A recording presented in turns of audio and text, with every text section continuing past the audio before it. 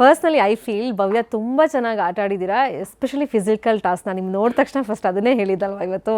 So, ಹೆಂಗೆ ಸಣ್ಣಕ್ಕಿರುವಾಗಿಂದನೂ ಹಿಂಗೇನಾ from childhood days? ಸ್ಪೋರ್ಟ್ಸಲ್ಲಿ ತುಂಬ ಇಂಟ್ರೆಸ್ಟ್ ತೋರಿಸ್ತಾ ಇದ್ಲು, ಓದೋದಕ್ಕಿಂತ ಸ್ಪೋರ್ಟ್ಸಲ್ಲಿ ಜಾಸ್ತಿ ಇರ್ತಾ ಇದ್ಲು. ಸೊ ಅದರಿಂದ ಚಿಕ್ಕ ವಯಸ್ಸಿಂದನೂ ಎಲ್ಲದಕ್ಕೂ ಅವಳು ಸ್ವಲ್ಪ ನಮ್ಮನೇಲಿ ಗಂಡು ಮಗು ಥರನೇ ಬೆಳೆದು ಬಿಟ್ಟಿದ್ದಾಳಲ್ಲ, ರಫ್ ಆ್ಯಂಡ್ ರಫ್ ಆ್ಯಂಡ್ ಟಫಲ್ಲಿ ಇರ್ತಾಳೆ. ಸ್ಪೋರ್ಟ್ಸಲ್ಲಿ ಎಕ್ಸ್ಟ್ರಾ ಏನು ಆಕ್ಟಿವಿಟೀಸ್ ಇರುತ್ತೋ ಎಲ್ಲದರಲ್ಲೂ ಇರ್ತಾ ಇದ್ಲು, ಓದೋದ್ರಲ್ಲಿ ಸ್ವಲ್ಪ ಕಡಿಮೆ ಇದ್ರು. ಫಸ್ಟ್ ಬೆಂಚ್ ಸ್ಟೂಡೆಂಟ್ ಅಂತ ಕೇಳಿದ್ರಲ್ಲ, ಹೌದೌದು, ಲಾಸ್ಟ್ ಬೆಂಚ್ ಸ್ಟೂಡೆಂಟ್. ಹೌದಾ? ಅವರೇ ಹಿಂಗೆಲ್ಲ ಮಾಡಕ್ ಗೊತ್ತಾ ನಿಮ್ಗೆ? ಫಸ್ಟ್ ಬೆಂಚ್ ಆದ್ರೆ ಬರೀ ಓದು ಅಷ್ಟೇ ಆಗುತ್ತೆ. ಲಾಸ್ಟ್ ಬೆಂಚ್ ನಾನು. ಯಾರೋ ನಮ್ಮ ಹುಡುಗರು ಕೇಳ್ತಾ ಇದಾರೆ, PCR ಇಂದ ಸಂಜು, ಹೈಟ್ ಸ್ವಲ್ಪ ಕಮ್ಮಿ ಇದಾರಲ್ಲ, ಲಾಸ್ಟ್ ಬೆಂಚಲ್ಲಿ ಹೆಂಗ್ ಕುತ್ಕೊಂತಿದ್ರು ಅಂತ ಕೇಳ್ತಾ ಇದಾರೆ. ಹೈಟ್ ಮ್ಯಾಟ್ರೇ ಆಗಲ್ಲ, ಮಲ್ಕೋತಿದ್ದೆ ನಾನು. ಕೇಳಿಸ್ಕೊಂಡನಪ್ಪ. ಸೊ ಟಾಸ್ಕ್ ತುಂಬ ಚೆನ್ನಾಗಿ ಆಟ ಆಡಿದರೆ ನಾನು ಪದೇ ಪದೇ ಅದನ್ನು ಹೇಳಲೇಬೇಕಾಗುತ್ತೆ ಅಪ್ರಿಷಿಯೇಟ್ ಮಾಡುವಾಗ.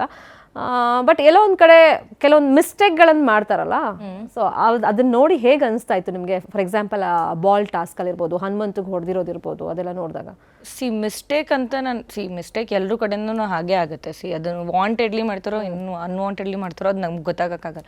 ಇನ್ನು ಆಡೋ ಮೂಮೆಂಟಲ್ಲಿ ನಾವು ಕುತ್ಕೊಂಡು ನಾವು ಒಂದು ಬಿಗ್ ಬಾಸ್ ಮನೇಲಿ ಒಂದು ಟಾಸ್ಕ್ ನಡೀತದೆ ಭವ್ಯನ್ ನಾನು ಒಳಗಡೆನೇ ಇರ್ಬೇಕಾರೆ ಅವತ್ತೊಂದು ದಿನಕ್ಕೆ. ಸೊ ಆಡುವಾಗ ನಮ್ಗೆ ಕುತ್ಕೊಂಡು ನಾವು ಆಚೆಗಡೆ ಏನೇ ಜಡ್ಜ್ಮೆಂಟ್ ಕೊಟ್ಟರು, ಒಳಗಡೆ ಅವ್ರು ಆಡ್ತಿರೋರ್ದು ಮೈಂಡ್ ಸೆಟ್ಟೇ ಬೇರೆ ಥರ.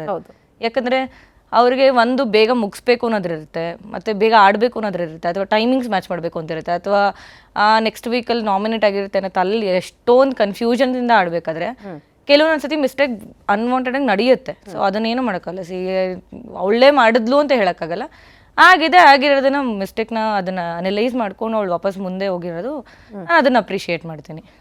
ಬಟ್ ಒಂದೊಂದ್ಸತಿ ನಂಗೆ ಇಲ್ಲಿರಕ್ಕೆ ಆಗ್ತಾ ಇಲ್ಲ, ನಾನು ಹೊರಗಡೆ ಹೋಗ್ಬಿಡ್ತೀನಿ ಅಂತ ಅಳ್ತಾ ಇದ್ರಲ್ಲ, ಅದೆಲ್ಲ ನೋಡಿ ನಿಮ್ಗೆ ಹೆಂಗೆ ಅನಿಸ್ತಾ ಇತ್ತು? ಅದು ನಮ್ಮ ಮಮ್ಮಿ ಆ್ಯಕ್ಚುಲಿ ತುಂಬ ಬೇಜಾರು ಮಾಡ್ಕೊಳ್ತಾರೆ. ಯಾಕಂದರೆ ನನಗೆ ಗೊತ್ತು, ನಾನು ಅವಳು ಮೈಂಡ್ ಸೆಟ್ ಏನೇ ಆದ್ರೂ ಅವಳು ವಾಪಸ್ಸು ಕಮ್ ಬ್ಯಾಕ್ ಮಾಡ್ತಾಳೆ ಅನ್ನೋದು ನಂಗೆ ಫಾರ್ ಶೋರ್ ಗೊತ್ತು.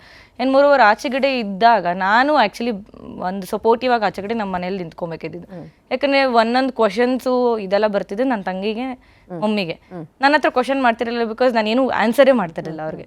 ಬಿಕಾಸ್ ಒಳಗಡೆ ಕುತ್ಕೊಂಡು ಆಚೆಗಡೆ ಕುತ್ಕೊಂಡು ನಾನು ಏನೂ ಮಾತಾಡೋದು ಬೇಡ ಅಂತ ಒಂದು ರೀಸನ್ಸ್. ಆಮೇಲೆ ಬೇಜಾರು ಆಗ್ತಿತ್ತು ನಮಗೂ, ಇನ್ನೇನು ಒಳಗಡೆ ಹೋಗ್ಬಿಟ್ಟಿದ್ದಾಳೆ. ಈಗ ಒಳಗಡೆ ಹೋದ್ಮೇಲೆ ನಾವೇನು ಮಾತಾಡೋಂಗಿಲ್ಲ ಅವಳು ಹೊರಗಡೆ ಬರೋವರೆಗೂ. ಏನು ಅವಳು ಏನೇ ಮಾಡಿದ್ರು ವಾಪಸ್ಸು ಸ್ಟ್ರಾಂಗಾಗಿ ನಿಂತ್ಕೋತಾಳೆ. ಯಾಕಂದರೆ ಹೊರಗಡೆ ಅವಳು ಅಷ್ಟು ಹತ್ತಿದ್ದೇ ಇಲ್ಲ. ಹೊರಗಡೆ 1% ಅವಳು ಏನೇ ಆದ್ರೂ ಏನೇ ಮುಖದ ಮೇಲೆ ಹೊಡೆದಂಗೆ ಹೇಳಿ ಬರ್ತಾಳೆ. ಅಲ್ಲಿ ಏನು ಅಂತಂದರೆ ಎಲ್ಲರದ್ದು ಒಂದೇ ಮೈಂಡ್ ಸೆಟ್ ಇರಲ್ಲ. ಇನ್ನು ಆಚೆ ಕಡೆ ಇರೋರು ಎಲ್ಲರೂ ಇವಳನ್ನ ರಿಸೀವ್ ಮಾಡ್ತಾರೆ, ಒಳಗಡೆ ಇರೋರು ರಿಸೀವ್ ಅಷ್ಟು ಬೇಗ ಮಾಡೋಕ್ಕೆ ಯಾರಿಗೂ ಸಾಧ್ಯ. ಯಾಕಂದರೆ ಎಲ್ಲರೂ ಒಂದೊಂದು ಇಂಡಸ್ಟ್ರಿಲಿ ಇರೋದು, ಅವ್ರಿಗೂ ಸ್ವಲ್ಪ ಇರುತ್ತೆ. ಇವಳು ಹೆಂಗೆ ಅಂತಂದರೆ ಆದಷ್ಟು ಮಾತನ್ನ ಕಂಟ್ರೋಲಲ್ಲಿ ಇಟ್ಕೊಂಡಿದ್ದಾಳೆ. ಮಾತು ಜಾಸ್ತಿ ಆಡೋದು ಬೇಡ, ಜಗಳ ಆಡೋದು ಬೇಡ, ಮತ್ತೊಂದು ಇದೊಂದೊಂದು. ಬಟ್ ಸಿಕ್ಕಾವಡೆ ಹತ್ತಿರೋದಂತೂ ಬೇಜಾರಾಯ್ತು ನಮ್ಗೆ, ಇಷ್ಟೊಂದು ಆಳಕ್ಕೆ ಸಾಧ್ಯನೇ ಇಲ್ವಲ್ಲ ಅಂತ. ಬಟ್ ಅವಳಿಗೇನು ಅಂದರೆ ಕೋಪ ತುಂಬ ಬರ್ತಾಯ್ತಾ ಬೇಗ. ಆ ಕೋಪನ ವಾಪಸ್ ಕಟ್ ಡೌನ್ ಮಾಡೋದಕ್ಕೆ ಹತ್ಬಿಟ್ಟು ಮ್ಯಾನೇಜ್ ಮಾಡೋಳು ಅಷ್ಟೇ. ಬ್ರೇಕ್ ಡೌನ್ ಆಗೋದು ಒಂಥರ ಹಂಗೆ. ಆ್ಯಕ್ಚುಲಿ ನಾನು ಇಷ್ಟೊಂದ್ಸಲ ಹೇಳಿ ನಾನು ಇಷ್ಟು ತತ್ತೇ ಇಲ್ಲ ಹೊರಗಡೆ. ಇಲ್ಲಿ ಯಾಕೆ ಅಳು ಬರ್ತಿದೆ ಅಂದರೆ ಎಲ್ಲ ಫ್ರಸ್ಟ್ರೇಷನ್ಸು, ಕನ್ಫ್ಯೂಷನ್ಸು, ಮೈಂಡ್ ಸೆಟ್ ಚೇಂಜ್ ಆಗಿದೆ. ಅಂದರೆ ಏನೇ ಹೇಳ್ಕೊಳಕ್ಕಾದ್ರೂ ಹೊರಗಡೆ ಮನೆಯವ್ರು ಇರ್ತಿದ್ರು, ಇಲ್ಲಿ 1% ಬಂದು ಕೇಳಿದ್ರು ಅದೆಲ್ಲೋ ಒಂಥರ ನನಗೆ ಯಾಕೆ ಹಿಂಗೆ ಪದೇ ಪದೇ ಹಿಂಗೆ ಆಗ್ತಿದೆ, ಏನಾಗ್ತಿದೆ ಅನ್ನೋದು ಸಿಕ್ಕಾಪಟ್ಟೆ ಕ್ವಶನ್ಸ್ ಇತ್ತು.